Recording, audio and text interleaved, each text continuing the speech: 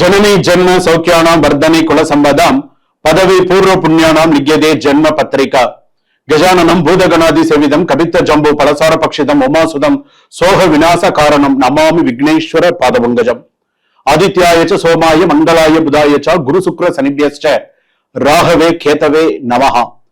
உலகெங்கும் வாழக்கூடிய next gen நேயர்கள் அனைவருக்கும் வணக்கம். நான் உங்கள் மக்கள் ஜோதிடர் டாக்டர் ராஜ்குமார் சிவாச்சாரியார் பேசுகிறேன். எல்லாரும் எப்படி இருக்கீங்க? நலமா இருப்பீங்கன்னு நம்புறேன். இப்பொழுது நாம் பார்க்கக்கூடியது ஆகஸ்ட் மாத ராசி பலன்கள். ஒவ்வொரு மாதத்திற்குமே நமக்கு ராசி பலன்கள், ஒவ்வொரு மாசத்துக்குமே நமக்கு என்னென்ன நடக்கும், எப்படி நடக்கும் அப்படிங்கிறது நமக்கு சில விஷயங்கள் நமக்கே புரியாத புதிதாக இருக்கும். சில விஷயங்கள் அதுல பாத்தீங்கன்னா எல்லா ராசிக்குமே ஒரே மாதிரி இருக்காது. அதை மட்டும் ஞாபகம் வச்சுக்கோங்க. நமக்கு இந்த ராசிக்கு சொல்றது அடுத்த ராசிக்கு அப்படி இருக்குமோ, இந்த ராசிக்கு இப்படி இருக்குமோ அப்படிங்கிற மாதிரியே கிடையாது. ஒரே மாதிரியே இருக்காது. ஒரு ராசி வீண் வார்த்தையால் குடும்பத்தில் சண்டை வரும் ஒரு ராசிக்கு. அதே போல இன்னொரு ராசிக்கு அப்படின்னு எடுத்துக்கும் போது தேவையில்லாம அலுவலகத்திலேயோ அல்லது தொழில் செய்யக்கூடிய இடத்துலயோ தேவையில்லாத பிரச்சனைகள் சில பேர் சந்திக்கக்கூடிய சூழ்நிலைகள் வரும். இன்னொரு ராசி அவசரத்துல முக்கியமான பொருளை விட்டுட்டு போய் அதனால சில பிரச்சனைகள், அதனால சில விஷயங்கள் இதெல்லாமே வரும். இப்படி ஒவ்வொரு ராசிக்குமே பாத்தீங்கன்னா ஒவ்வொரு விதமான பலன்களை நான் பார்க்கக்கூடிய சூழ்நிலைகள் வரும். அதே போல யாரோ ஒருத்தர் செஞ்ச தப்ப நீங்க போய் தலையிட்டு அதுல போய் மாட்டிக்கொள்ளுறீங்களா? யாரோ ஒரு தப்பு, எங்கேயோ ஒரு தப்பு நடக்கிறது, அதை நீங்களா போய் மாட்டிட்டீங்கன்னு வச்சுக்கோங்களேன். அதுல இருந்து வெளியில தலையெடுக்கிறது ரொம்ப கஷ்டம். சோ இந்த மாதிரியான விஷயங்கள்லாம் இருக்கு. இந்த ஆகஸ்ட் மாசம் இன்னும் என்னென்னலாம் நடக்க போறது அப்படிங்கிறத நீங்க கடைசி வரைக்கும் வீடியோவை ஸ்கிப் பண்ணாம பாருங்க. அப்பதான் கடைசி வரைக்கும் ஒரு ராசிக்கு என்னென்ன சொல்லியிருக்காங்க, ஒரு ராசிக்கு என்னென்ன விஷயங்கள் வந்திருக்கு அப்படிங்கிறது உங்களுக்கு தெரியும். வாங்க வீடியோக்குள்ள போலாம். வீடியோ கடைசி வரைக்கும் ஸ்கிப் பண்ணாம பாருங்க.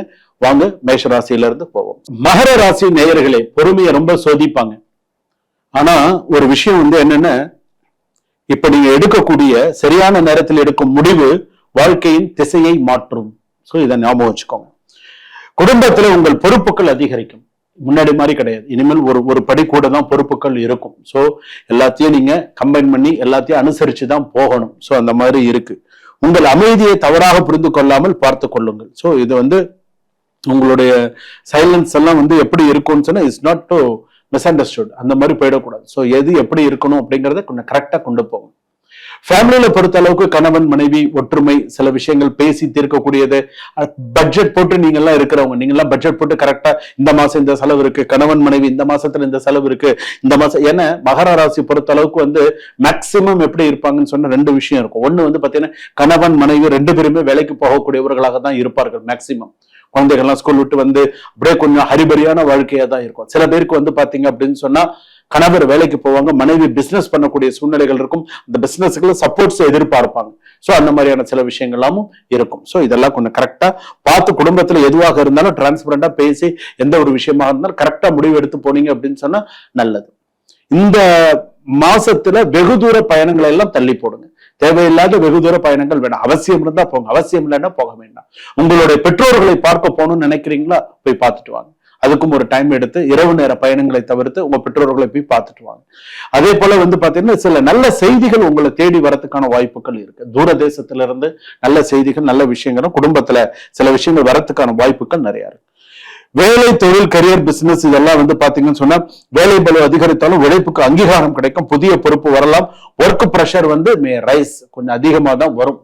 சோ வேலையில பாத்தீங்க அப்படின்னு சொன்னா சில நேரத்துல பாத்தீங்கன்னா என்னடா நம்ம இவ்வளவு தூரம் கஷ்டப்படுறோமே, வேலை மாறிடலாமா அப்படின்னு தோணும். மாறிடாதீங்க, வேண்டாம். அப்படி எல்லாம் உடனே எல்லாம் மாறிடக்கூடாது. வேலை மாறிடலாமா, நமக்கு என்ன இவ்வளவு ப்ரெஷர் பண்றாங்க, நம்மள ஏன் நமக்கு இவ்வளவு ஒரு டென்ஷன் பண்றாங்களே அப்படிங்கிற மாதிரி இருக்கும். முக்கியமா பெண்களுக்கு நமக்கான ரெகக்னைசேஷன் இருக்குமோ, நம்ம வேலை வேணா மாறி வேணா நம்ம கொஞ்ச நாள் பார்க்கலாமா அப்படிங்கிற எண்ணங்கள்லாம் வரும்.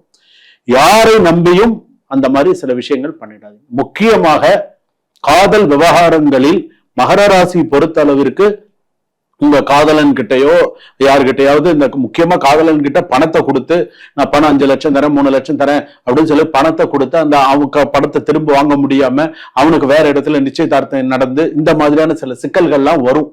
சோ இதெல்லாம் கொஞ்சம் தவிர்க்கக்கூடிய சூழ்நிலைகள்லாம் இருக்கு. கொஞ்சம் எச்சரிக்கையுடன் மகர ராசி இருப்பது நல்லது.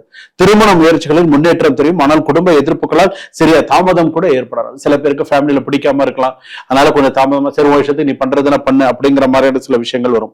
முதியோர் உடல்நலம், சீனியர் சிட்டிசன்ஸ் ஹெல்த், முழங்கால் வலி, எலும்பு பலவீனம் இதெல்லாம் இருக்கும். முதுகு அசௌகரியம் போன்றவற்றில் கவனம் தேவை. சோ இது எல்லாமே இருக்கும்.